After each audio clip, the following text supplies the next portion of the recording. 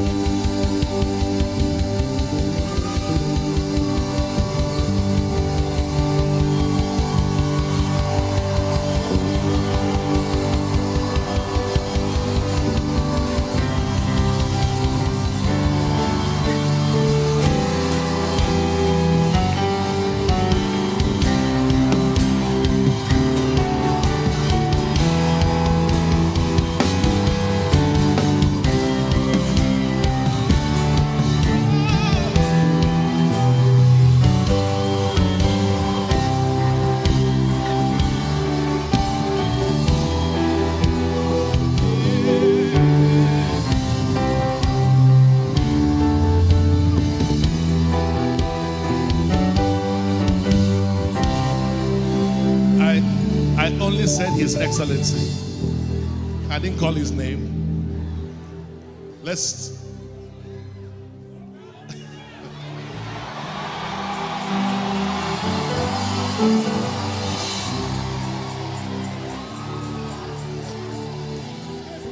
I know if he had his way, he would have come to the office quietly and left.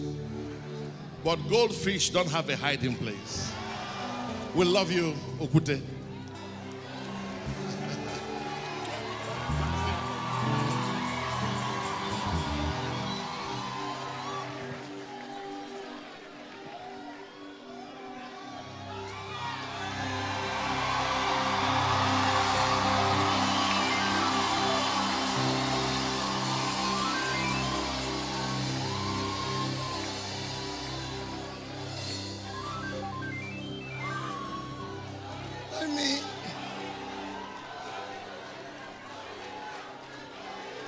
In Jesus' name.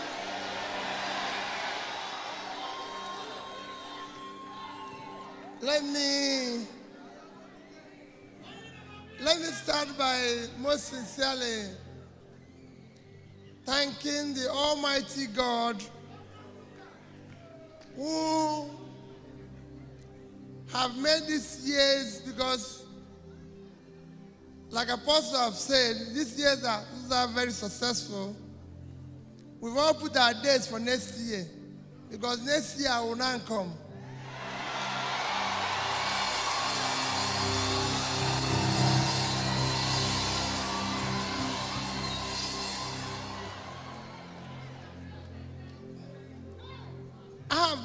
Let me start it.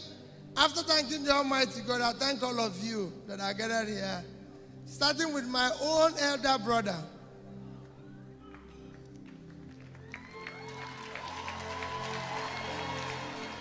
Some of you have met Apostle a few years ago or this.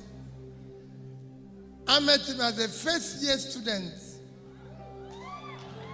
in 1979-80 at University of Nigeria, Nsukka.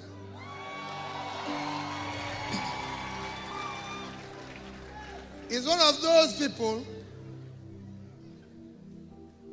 I'm sure you are aware, from the day I met him to today, he's been a very caring person.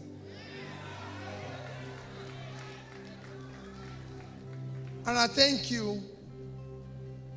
You might not be seeing me here. I'm his brother, and I'm a member of this church.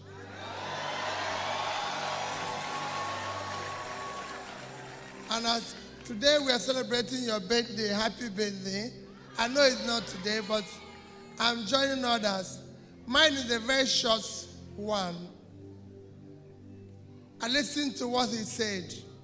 He said one of those, because it's going to be all of us.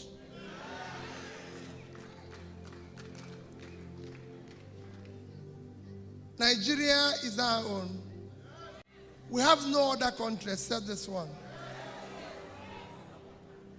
And we owe it to build a future. We've missed it, but we owe it to build a future for the younger generations. And we can't do it by saying we're electing somebody. All of us have to be involved. Everybody. For me, what I'm advocating is a movement.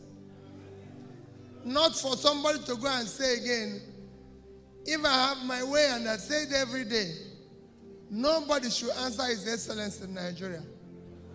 We have all failed completely.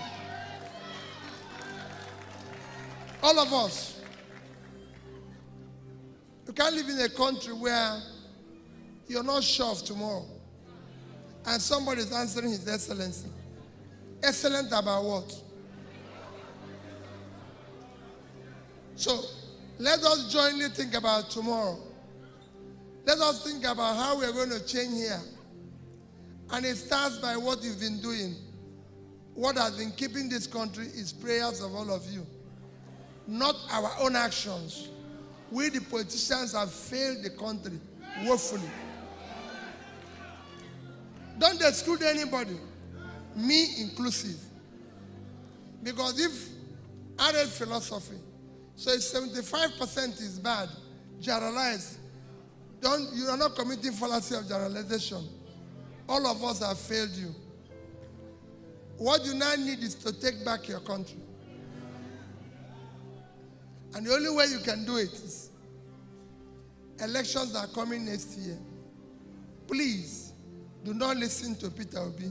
Do not listen to anybody. Whatever we tell you, whatever we say, go and verify.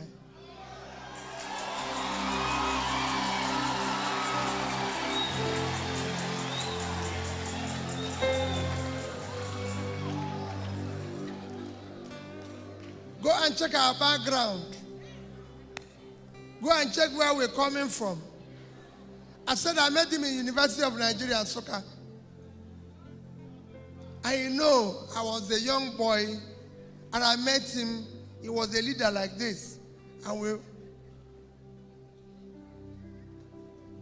So I can say I went to Nsukka with him.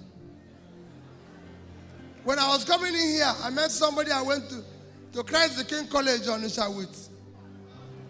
So you go and verify. It is time to ask where people are coming from. If Peter say he has not stolen government money, go to Anambra and verify.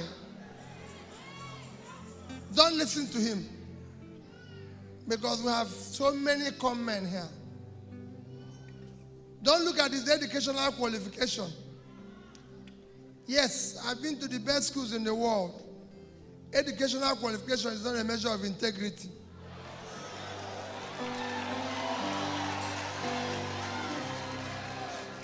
So go and verify where he has passed through.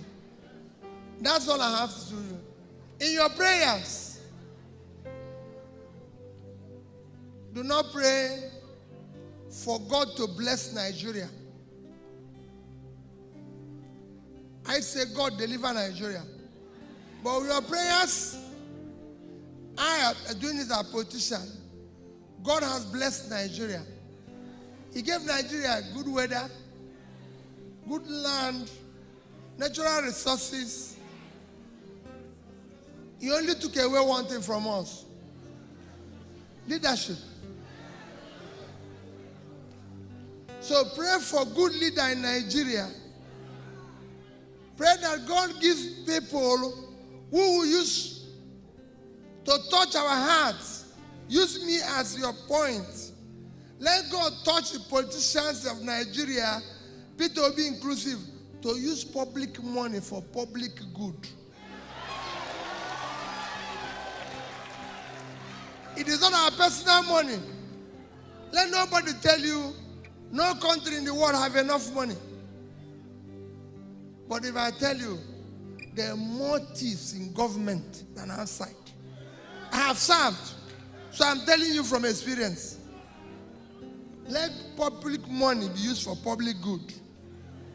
If you want to be a businessman, if you want to be anything but not with public money, so that be your prayer point.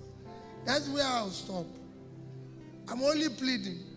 We have no other country except this one. You can change it. Let nobody tell you cannot change it. You can change it. You can change it. Because I'm in a church, I can tell you. I was able to pay gratuity and pension in Anambra State. Not because I knew, not because I wanted to pay it, but because I go to church every day in the morning. An 80-year-old woman, Mrs. Sindibe, came to church and asked me to walk out of the church. And decided I must go out of the church. Because I don't go to church with security people. I can never come in here with security people. It's very simple. There's God here.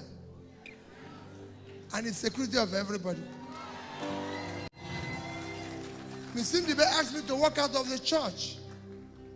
And I insisted, why? He said, God will not listen to my prayers. As long as government have not paid her gratuity and pension. And I followed her house. The rest you can go and verify. You can be Mrs. Sindibe. You can change this country for the sake of your children. May God Almighty bless all of you.